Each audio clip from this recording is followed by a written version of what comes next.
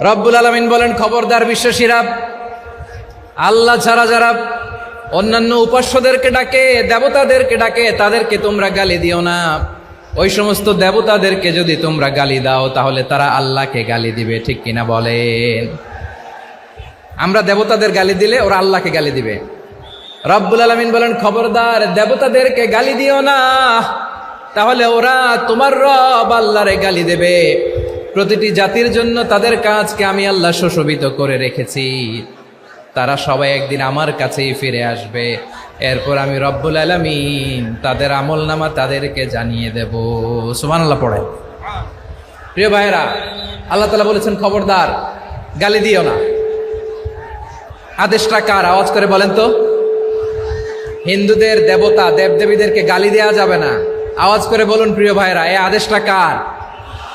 এই আপনাদের গলার আওয়াজ। অন্য ধর্মের দেবতাদেরকে যে গালি দেওয়া যাবে না, এই আদেশটা কার?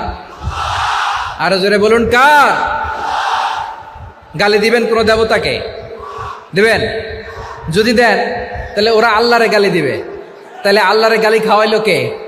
আপনি, ঠিক কিনা বলেন? আমি আল্লাহকে গালি খাওয়ানোর কারণ হলাম, কারণ আমি যদি গালি না দিতাম ওরা আমার রবকে গালি দিত না। আওয়াজ করে বলেন ঠিক কিনা? তাহলে প্রিয় ভাইয়েরা, ইসলাম আমাদেরকে শিখায়, সূরাতুল আনআমের 108 নম্বর আয়াত থেকে আমরা বুঝলাম কোন ধর্মকে ছোট করা যাবে না। অন্য ধর্মকে ছোট করা মানে ইসলামকে ছোট করা। অন্য ধর্মের দেবতাকে গালি দেওয়া মানে আল্লাহকে গালি খাওয়ানো। আওয়াজ করে বলেন ঠিক কিনা? খবরদার, এটা করা যাবে না। আর অন্য ধর্মের দেবতাকে যদি আপনি গালি দেন, ওরা ইসলাম থেকে দূরে সরে যাবে। যাও ইসলামের প্রতি আকৃষ্ট হয়েছিল আর কোনোদিন ইসলামের ধারে কাছে আসবে না। আওয়াজ করে বলেন ঠিক কিনা? এজন্য কখনো কোনোদিন অন্য ধর্মের দেবতাদেরকে গালি দেওয়া যাবে না। অন্য ধর্মের কোনো দেবতাদেরকে আমরা গালি দিব না, গালি দিব না, বরং ইসলামের beauty, the beauty of Islam, ইসলামের সৌন্দর্যকে আমরা তুলে ধরব। আমরা যদি বিশ্বনবী সাল্লাল্লাহু আলাইহি ওয়াসাল্লামের জীবনীর দিকে তাকাই, তাহলে আমি দেখব বিষ্ণু ইসা ইসলাম মক্কাতে কিংবা মদিনাতে অন্য ধর্মের লোকদের সাথে খুব পিসফুলি লাইফ লিড করেছেন। হোক মুশরিক, হোক খ্রিস্টান, হোক ইহুদি, বিশ্বনবী সবার সাথে মিলেমিশে ছিলেন। আলহামদুলিল্লাহ বলেন।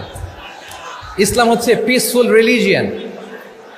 অন্য ধর্মের প্রতি সহনশীলতার সবক ইসলাম আমাদেরকে দেয়। কিন্তু প্রতিটি মুসলিমের এটা মনে রাখতে হবে, আল্লাহর কাছে পছন্দনীয় গ্রহণযোগ্য ধর্ম, জীবনাদর্শ একটি, সেটা হচ্ছে ইসলাম। আওয়াজ করে বলেন সেটা কি? লালমনিরহাটের ভাইয়েরা আওয়াজ করে বলুন, আল্লাহর কাছে মনোনীত ধর্ম একটি, সেটা কি? এজন্য রব্বুল আলামিন বলেন, ইন্নাদ-দীনা ইনদাল্লাহিল ইসলাম, আল্লাহর কাছে মনোনীত গ্রহণযোগ্য অ্যাকসেপ্টেড ধর্ম মতাদর্শ একটা, সেটা হলো ইসলাম। ইসলাম ছাড়া অন্য কোনো ধর্ম যদি কেউ তালাশ করে, তার ওই ধর্ম আল্লাহ গ্রহণ করবে না। ওমাই ইয়াবতাগি গায়রাল ইসলামি দীনান ফালাই ইউকবালা মিন ওয়া হুয়া ফিল আখিরাতি মিনাল খাসিরিন।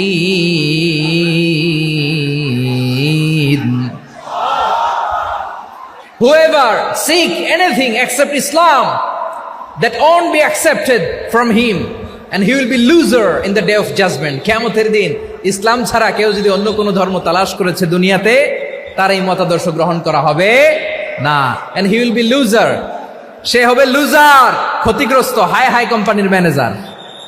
ওর আমও শেষ, সালাও শেষ। আওয়াজ করে বলেন ঠিক কি না? এজন্য ইসলাম পেয়ে আমরা খুশি না বেজার?